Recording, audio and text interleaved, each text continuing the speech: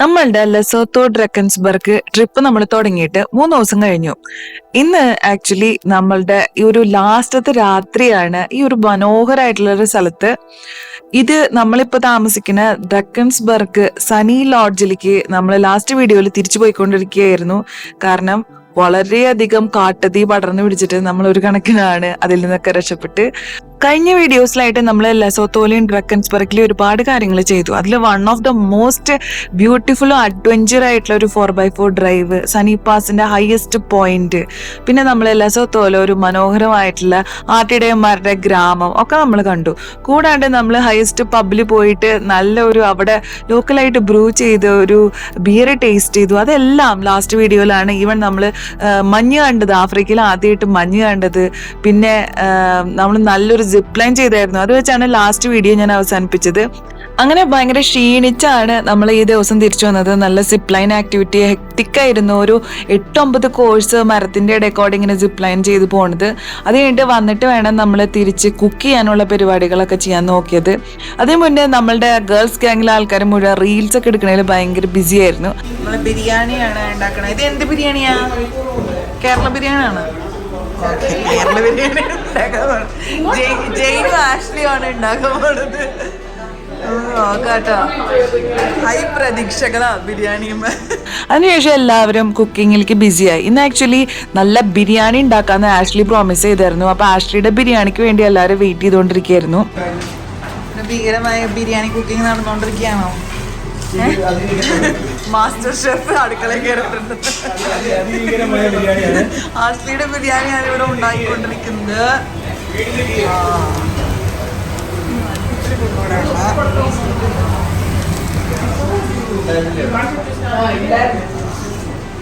എന്താ ഇപ്രാവശ്യം എല്ലാ ഇൻഗ്രീഡിയൻസ് ഉണ്ടോ? കൈപ്പക്കം എല്ലാം ഉണ്ട്.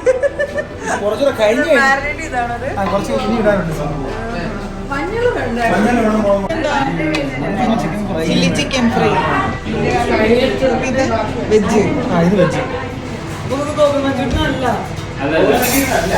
കാരമൽ പുഡിങ്ങിന്റെ ഫസ്റ്റ് ലെയർ ആണോ? അത് നിങ്ങളിങ്ങനെ ഒന്നും ചോദിക്കരുത്. ഇത് റാൻഡം ആയിട്ട് ഓരോ ഷോട്ട് എടുക്കുമ്പോ അതിന്റെ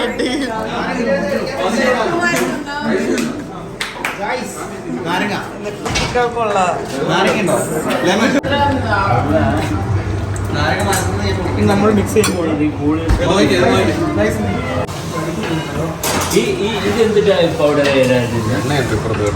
മഞ്ചൂരിയ പൗഡർ ആയിരുന്നു. ചിക്കൻ ഫ്രൈ പൗഡർ അല്ലേ? അല്ലല്ല, മഞ്ചൂരിയ പൗഡർ ഉണ്ടായിരുന്നു. മഞ്ഞപ്പൊടി, മുളക് പൊടി, കുരുമുളക് പൊടി, ഇതൊക്കെ പുരട്ടി വെച്ച് ഞാൻ കടയിൽ ഈ മസാല മിക്സ് ചെയ്ത് മേടിക്കുന്നത്. ഇതൊന്നുണ്ടാക്കണേ. അങ്ങനെ ബിരിയാണി റെഡി ആയിക്കൊണ്ടിരിക്കുകയാണ്. ഞാൻ ഇത് വെച്ചിരുന്നല്ലോ.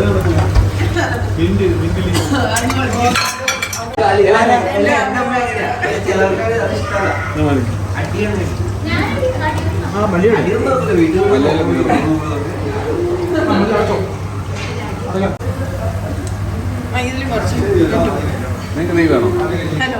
മുല്ലപ്പൂമ്പൊടി വെച്ച് കിടക്കും. അതിന് കുറച്ച്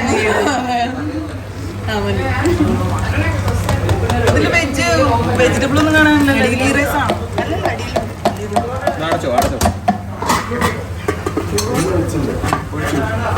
പാടോ? സൂക്ഷിച്ച്, ചൂടാണോ? Pudding, pudding, caramel pudding.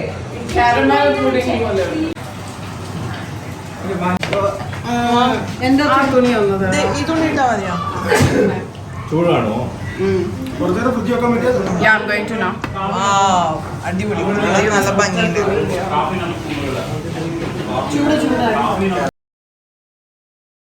അപ്പൊ നമ്മളുടെ ബിരിയാണി റെഡിയായി. പിന്നെ നമ്മുടെ ആശ്രയുടെ വൈഫായിട്ടുള്ള ജയ് നല്ല ഉഗ്രനായിട്ട് പുഡിംഗ് ഒക്കെ ഉണ്ടാക്കും. അപ്പൊ നല്ലൊരു കാരമൽ പുഡിംഗ് ഉണ്ടാക്കി.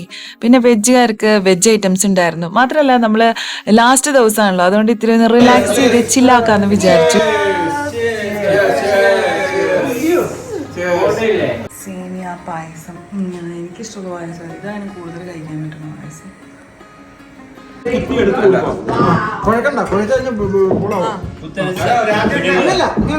ഇങ്ങനെ കുത്തി കുത്തി എടുത്തു. ഇങ്ങനെ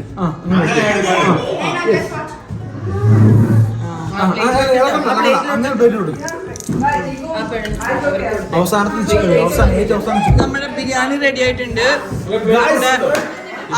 ആഷ്ലി മച്ചാൻ ചെയ്ത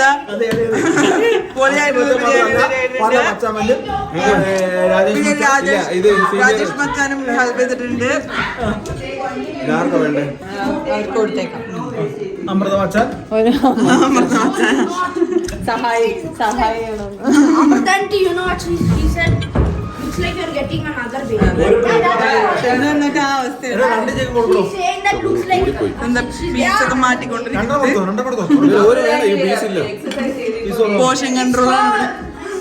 പോഷൻ കൺട്രോൾ. ഇവിടെ മുട്ടയുണ്ട്, പിന്നെ ഇവിടെ പായസം ഉണ്ട്. എല്ലാവരും അടിപൊളിയാക്കും. ബിരിയാണി ഗൈസ്. അല്ല, ഇത് ഏത് നാട്ടിലെ ബിരിയാണിയാണ്? തൃശ്ശൂര്, തലശ്ശേരി. കേരളം, തലശ്ശേരി കൊണ്ടാട്ടം ബിരിയാണി.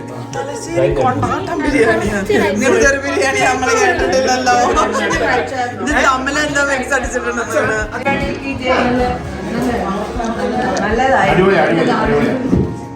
ദാഷ്ണി ഇവിടെ കരഞ്ഞോണ്ടിരിക്കും ബിരിയാണി നന്നായി പറഞ്ഞു. ആനന്ദാഷ്ണി പൊളിച്ചോണ്ടിരിക്കുകയാണ്. പൊളിച്ചു.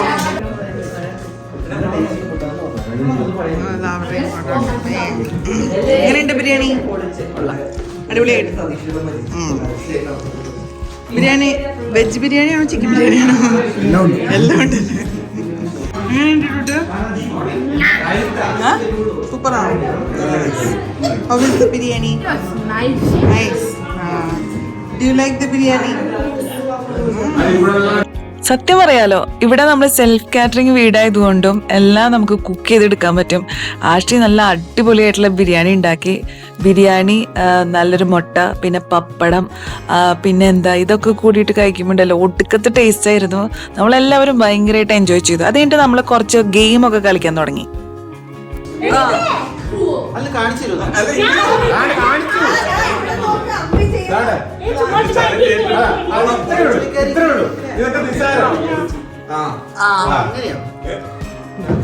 പുള്ളി എണീറ്റ്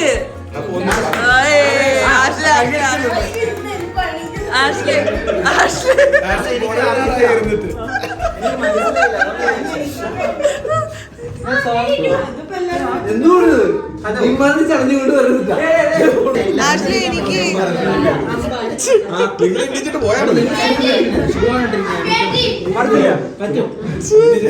ഇനിയിപ്പോ എന്തായാലും എനിക്ക് പറ്റില്ല. എന്തോ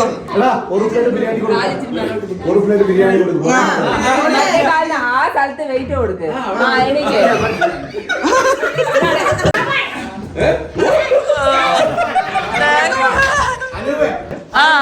ഹാഫ് സ്ക്വാട്ട്.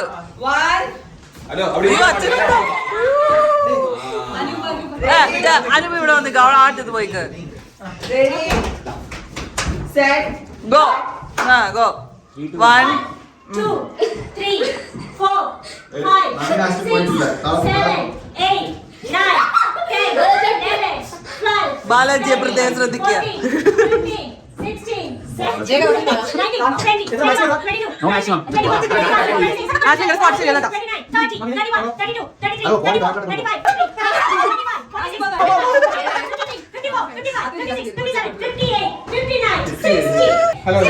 എല്ലാരും ഭയങ്കര പോരാട്ടത്തിലാണ് എല്ലാരും.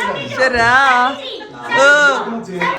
അനുപ എല്ലാവിധ ഇറും പിടിച്ചു വെക്കണ്ട്.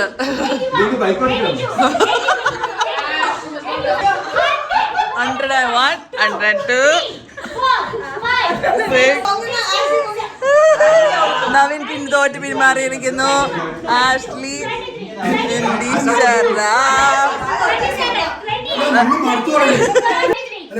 ഓ ആഷ്ലി തോറ്റ് പിന്മാറിയിരിക്കുന്നു. അനൂപ അച്ഛനും ഭയങ്കര പോരാട്ടത്തിലാണ്.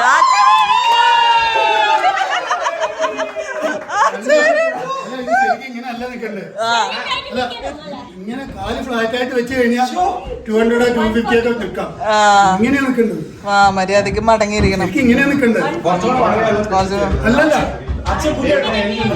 എല്ലാവരും ആക്റ്റീവായിട്ട് പാർട്ടിസിപ്പേറ്റ് ചെയ്ത് കാരണം ഗെയിംസ് ഒക്കെ ഭയങ്കര ഇൻട്രസ്റ്റിംഗ് അടിപൊളിയായിരുന്നു. പിന്നെ നമ്മളൊരു ഡാൻസ് ഗെയിം ആട്ടോ അടുത്ത് കളിച്ചത്.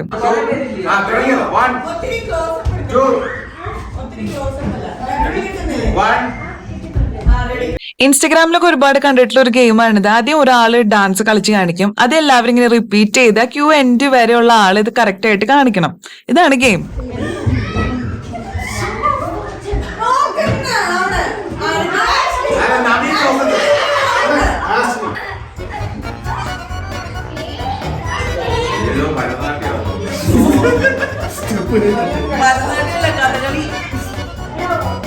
ഇവിടെ തുടങ്ങി.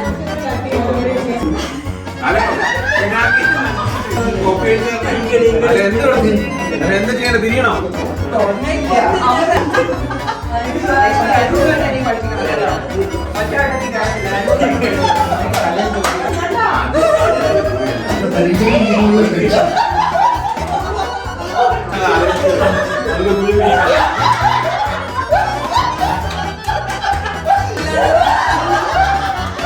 എന്തിനാ തിരിക്കുന്നേ? തിരിയണേ.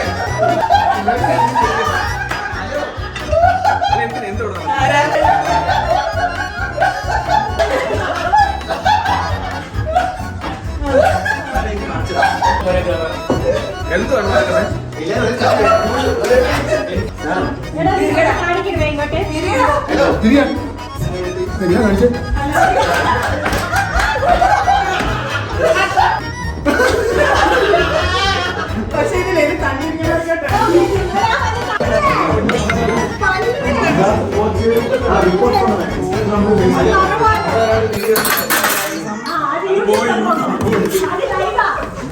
അങ്ങനെ ഭയങ്കര കോമഡി ആയിട്ടുള്ള ഡാൻസ് ഗെയിമിന് ശേഷം നമ്മളെ ജയിന്റെ പുഡിങ് കഴിഞ്ഞിട്ട് പിന്നെ അന്താക്ഷരി കളിച്ചു.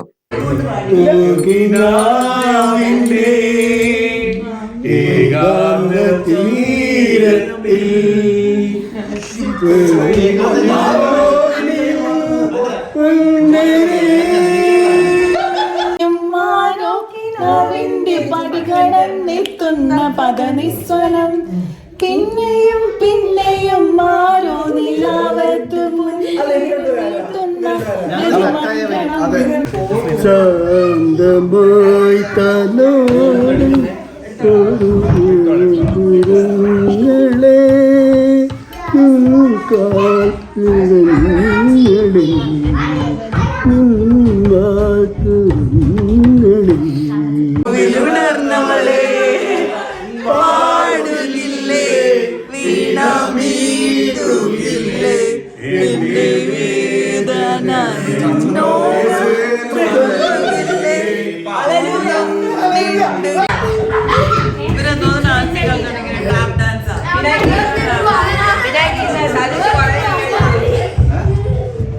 പിന്നെ നമ്മള് പിറ്റേ ദിവസം ഇവരെടുക്കാനുള്ള ഡാൻസ് റീലിന്റെ പ്രാക്ടീസ് ആയിരുന്നു കേട്ടോ.